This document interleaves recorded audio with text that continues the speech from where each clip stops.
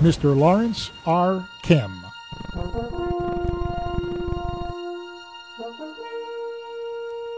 Rudy Kem was raised in southeast Missouri, so the choice to attend the university was an easy one. However, being from a small town, he wasn't sure how he would do, until an unusual event reassured him. I was sitting next to a fellow who was having a cup of coffee with his companion, and he said to his companion, "I just went to my mailbox and somebody had put some cards in there for a character that had 4 A's. And the guy said, "Well, who was that?" He said, "It was somebody named Kem."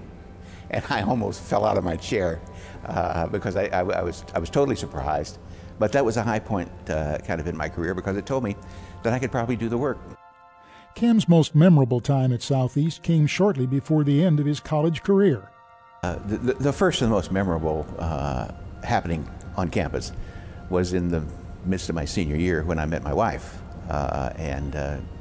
We met in October and we were married 10 months later. That's been a high point of my college career, and in fact my life. When Kem's time at Southeast came to a close, he hit the ground running. When I graduated from Southeast, I was well equipped to be an accountant. My accounting education was good enough to get me a job offer from one of the Big 8 public accounting firms, or what was then called the Big 8. So the vocational aspect was great. His career quickly progressed, and he served in various organizations as a vice president, CEO, and eventually he tapped into his entrepreneurial spirit by using his extensive business knowledge to assist other organizations.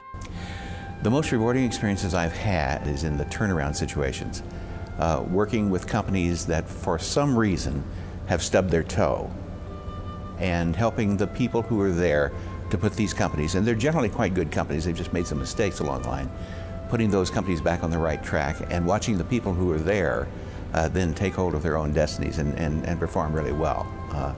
And I sometimes vainly think that some of the people that I worked with are a little bit better managers, a little bit better professionally, because I was there. Throughout Kem's success, he has always felt an obligation to give back to Southeast. Because I've had such good fortune, I think it is a requirement that I put something back. And the contributions that I've made to the university, to the scholarship that's set up in Barbara's name, is just a part of that. I think it's almost a requirement. Kem has been blessed in his career, but even more so with his family and friends. Well, of course, I'd always like to say thank you to my family and to the cadre of friends. I think that they know that I appreciate the support that they've given me all my life, or all their lives. I'm considerably older than a whole bunch of them. But thanks to them. Ladies and gentlemen, Mr. Lawrence R. Kem.